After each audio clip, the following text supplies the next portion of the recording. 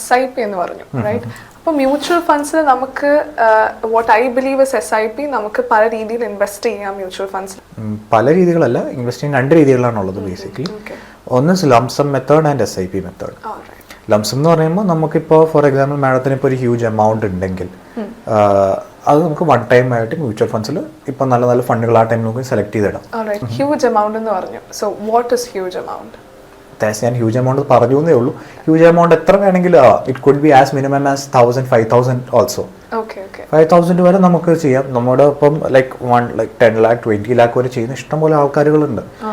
5000 വരെ നമുക്ക് ചെയ്യാൻ പറ്റും. സോ 5000 ആണോ മിനിമം? മിനിമം 5000 ആണ്. ചില പ്ലാറ്റ്ഫോംസ് ഡിപ്പെൻസ്, പല പല കമ്പനികൾക്ക് മിനിമം പല എമൗണ്ട്സ് ആണ്. പക്ഷേ യൂഷ്വലി ഒരു 5000 വെച്ച് എല്ലാവർക്കും തുടങ്ങാറുണ്ട്. വിത്തിൻ ഫ്യൂ സെക്കൻഡ്സ് ഈ പറഞ്ഞ ട്രാൻസാക്ഷൻസ് ഇന്നത്തെ കാലത്ത് നമുക്ക് ചെയ്യാൻ പറ്റൂല. അപ്പോൾ അതിന് ലംസം ഇൻവെസ്റ്റ്മെന്റ് എന്ന് പറയും.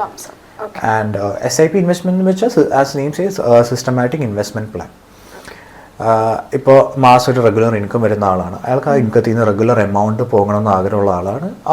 അയാൾ പറയുന്ന സ്പെസിഫിക് ഡേറ്റ് ആ മാസത്തിൽ, ഫോർ എക്സാമ്പിൾ ഇപ്പോൾ 15th of every month പോകേണ്ട ഒരാളാണെങ്കിൽ ആ ഡേറ്റ് തന്നാൽ 15th of that month ഇപ്പോൾ ഒരു 5000 ഇൻവെസ്റ്റ് ചെയ്യുന്ന ആളാണെങ്കിൽ 5000 അക്കൗണ്ടിൽ നിന്ന് ഓട്ടോ ഡെബിറ്റ് ആകും.